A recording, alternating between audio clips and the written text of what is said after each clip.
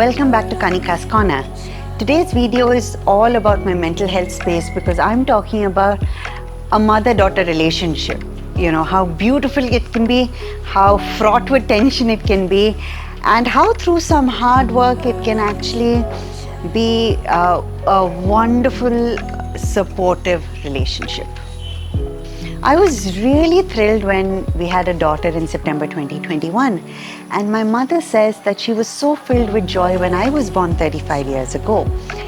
It is absolutely joyful for a mother to give birth to a son too, but there's this difference in the bond and the understanding of, what a girl child will go through when a mother gives birth to a girl, because you've been through all of that before. So, you know that this is what your child can also be going through.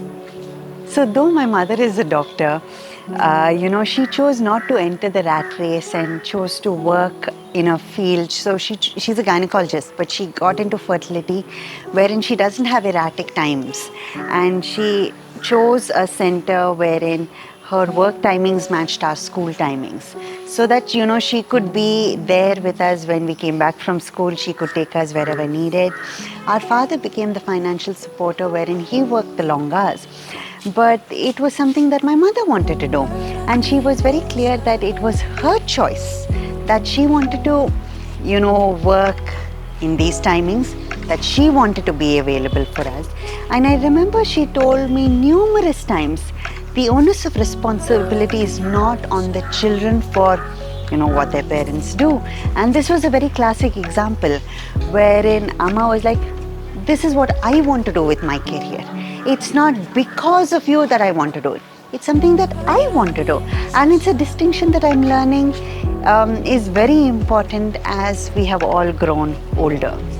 I have lots of lovely memories with my mother of us going, in her car after school hours. She would find classes of interest for us. She would take us there, wait while we finished it, then you'll hear all of our stories. Beautiful times, and it's actually kept us going through some of the tougher times that we had just a few years later. As I hit my teens, I started to look more and more like my mother. Everyone around would comment that I was like a photocopy of her. And while it felt really good that, hey, I have these genetics in me, there also sort of came this expectation that I would be like my mother. Not that Amma had that expectation, and not that she ever said that. But, everyone talking about it constantly made me feel like I had to be like Amma because I looked like her. I had to behave like her. I had to, my value systems had to be the same. The way I did work had to be the same. My choice of work had to be the same. All of that felt really claustrophobic.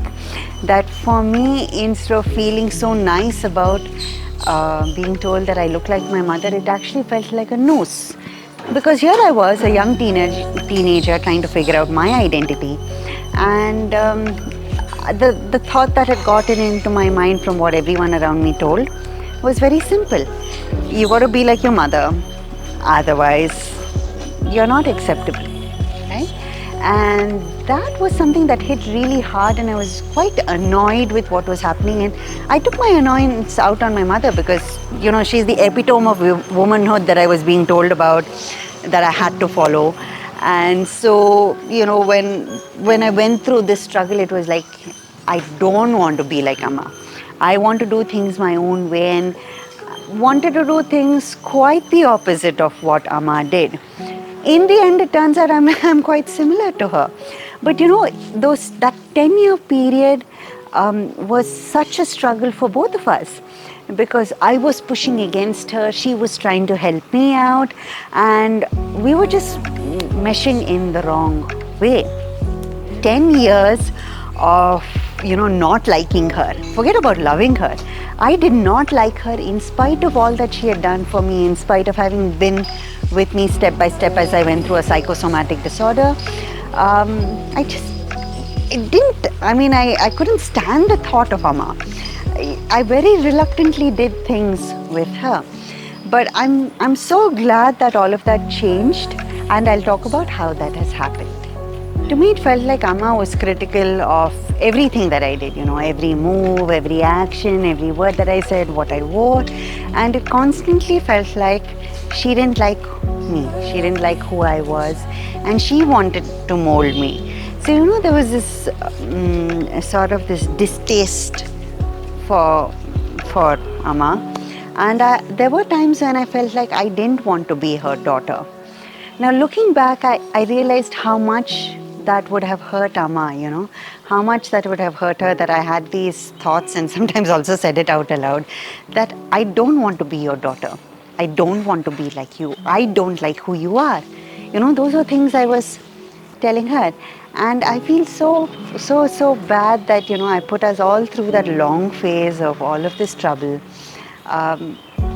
Because we were going through, what I now know is regular mother-daughter struggles. It was in my early 20s that I started to see Amma in a more balanced, role. That I started to see her good things and I was able to appreciate all of her points. Of course, balance meaning I saw the good and the not so good things in her. But I was able to understand what a wonderful person she is. Enjoy all the good things that she's done and start to like and support her, and actually reach the stage where I loved her for who she is and accepted her for who she is without wanting to change her and say, I will like you only if you are like this. So it took us a lot of hard work actually to reach that stage.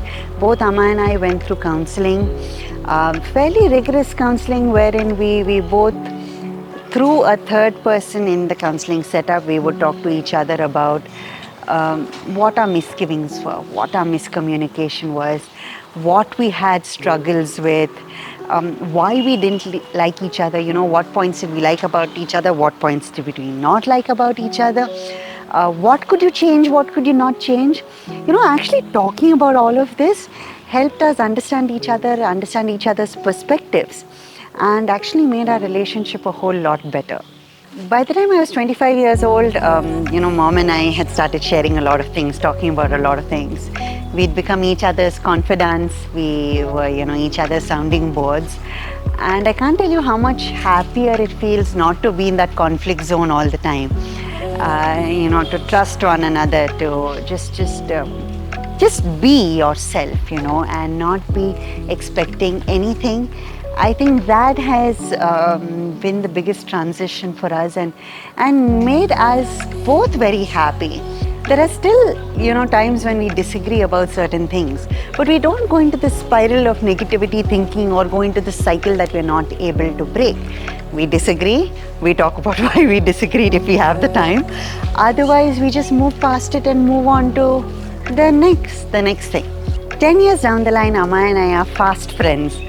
Sometimes it's just a look, a signal, and we understand what the other one wants. And I've got to say, it's a beautiful feeling to be each other's support systems. So if you are having trouble with your mother or, with your daughter, from experience, it is truly worth it to put in all that effort to make the relationship work, to understand what is not working, to look at what you can change, what you can't change, accept each other for who you are. Go to a counselor or, talk it out with a friend, go to a therapist, take the help, because putting this relationship back in balance can make a world of a difference to you and can just make you feel so much happier. So thank you for watching and please subscribe.